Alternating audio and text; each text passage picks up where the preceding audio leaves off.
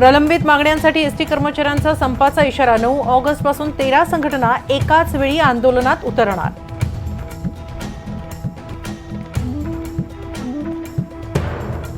राज्य सरकार योजनांच्या जाहिरातींवर 270 कोटी खर्च करणार। विधानसभा निवडणुकीच्या तोंडावर कोट्यवधींची तरतूद। दिंडी प्रमुखांच्या बँक खात्यात 20,000 रुपये जमा। 1500 दिंड्यांना 3 कोटींचं सरकारकडून वितरण। मुख्यमंत्री एकनाथ शिंदेंची माहिती।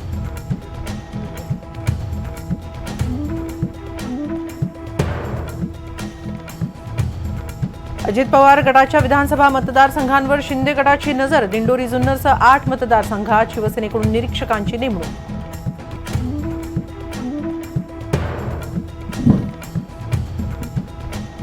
सरकार येताच मुंबईची लूट करणाऱ्यांना जेलमध्ये टाकणार। आदित्य ठाकरेंचं वक्तव्य। मुंबई महानगरपालिकेमध्ये रस्ता घोटाळा झाल्याचाही दावा।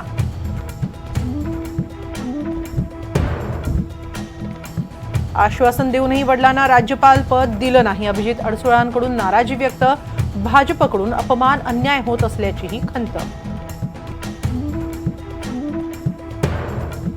नाशिकच्या दिंडोरी विधानसभेवर राष्ट्रवादीचा दावा। सुनील तटकरेंकडून जागा वाटपापूर्वीच नरहरी झिरवळांच्या नावाची घोषणा। महाराष्ट्रात मणिपूरसारखी दंगल घडण्याची शरद पवारांना भीती, तर शरद पवारांकडूनच राज्यात असंतोष पसरवण्याचं काम। भाजपकडून पवारांवर हल्लाबोल।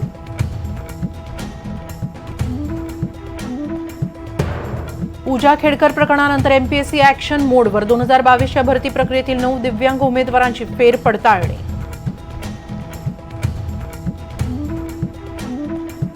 विरारमध्ये रिसॉर्टवरच्या जमावाच्या मारहाणीत शिंदेगडाच्या पदाधिकाऱ्याचा मृत्यू। रिसॉर्टचं अनधिकृत बांधकाम तात्काळ जमीनदोस्त। 15 जण पोलिसांच्या ताब्यात।